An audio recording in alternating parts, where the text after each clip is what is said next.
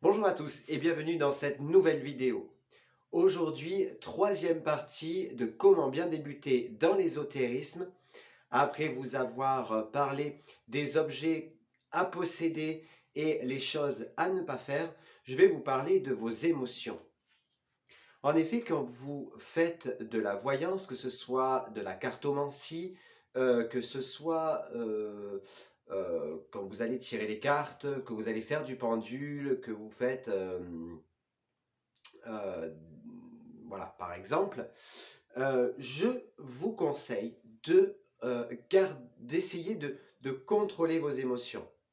En effet, quand vous allez tirer les cartes, il y a des choses que vous pourrez voir et qui pourraient, dans les premiers temps, faire, entre guillemets, peur ou vous attirer de la colère.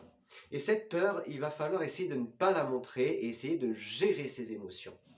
Pareil, si vous allez tirer les cartes et que vous vous sentez en colère, anxieux, etc., il faut savoir réussir à se gérer.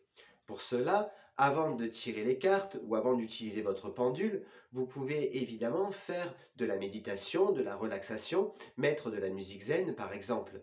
Avant chaque tirage de cartes, ou l'utilisation du pendule, vous pouvez évidemment mettre des bougies blanches ainsi qu'un encens qui fait que vos émotions seront plus, enfin que vous serez beaucoup plus détendu.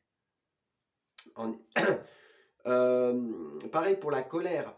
Il est possible que quand vous tirez les cartes, vous ressentez la colère de la personne à qui vous tirez les cartes, par exemple, et c'est un petit peu euh,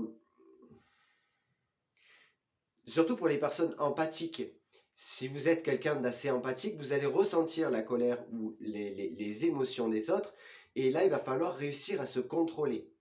Pareil pour la tristesse, quand on va tirer les cartes, il y a des choses qui vont nous submerger.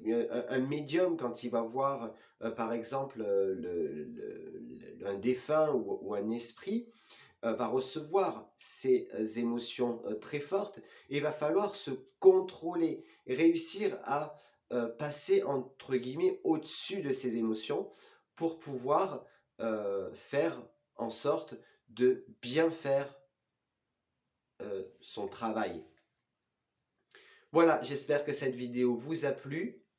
Je vous souhaite à tous de passer un excellent week-end. N'hésitez pas à me rejoindre sur Facebook. Dimanche, il y aura votre voyance de la semaine prochaine. Mardi, la voyance pour la France en avril 2021. Et on se retrouve mercredi en direct sur Facebook, Le Monde Mystérieux de Yon officiel. Le lien est en barre de description.